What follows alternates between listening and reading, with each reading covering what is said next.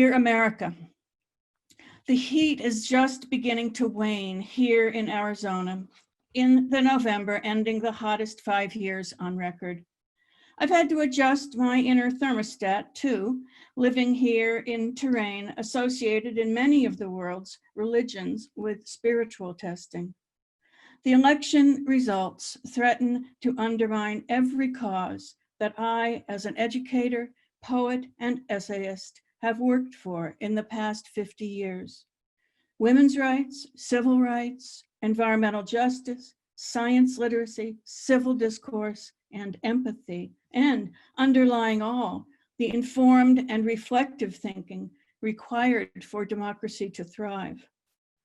Only 25% of the American electorate voted for Donald Trump. That means 75% of Americans did not vote for deportation of Mexicans, banning of Muslims, denigrating and denying science, wasting this glorious planet for the sake of personal and corporate gain, hate speech, racist and misogynist words and deeds, or autocratic decision-making. The reasons that only 25% of Americans voted for Hillary Clinton will become more clear with analysis, though some elements of this outcome, I suspect, will remain opaque. The reasons that the remaining 50% of Americans did not vote for any candidate include despair, cynicism, principle, and challenges to the right to vote. I will not castigate non-voters. I will praise them for not voting for a dangerous, ill-informed, disrespectful, undignified, greedy, and hate-filled bully. The fact that 75% of Americans did not vote for this candidate makes clear that Trump values are not American values. This vote says that whatever the reasons might have been for not voting, we need you now to avow your majority position in being publicly vigilant, articulate, respectful of difference, and caring toward the most vulnerable among our people and creatures with whom we share the planet. We have seen language used to manipulate people, distort reality, deny facts, and betray our American ideals of liberty and justice.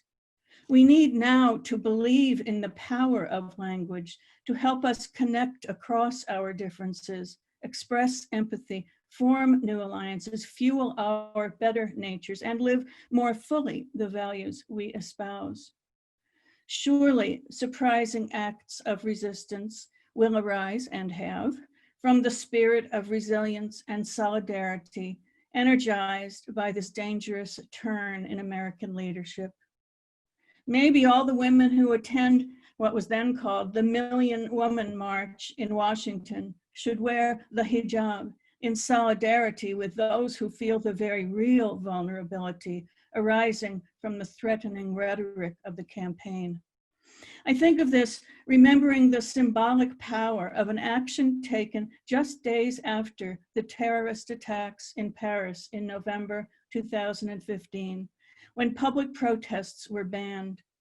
10,000 pairs of shoes were lined up in the Place de la République, shoes from Pope Francis, shoes from the Dalai Lama, shoes of the living and shoes of the dead.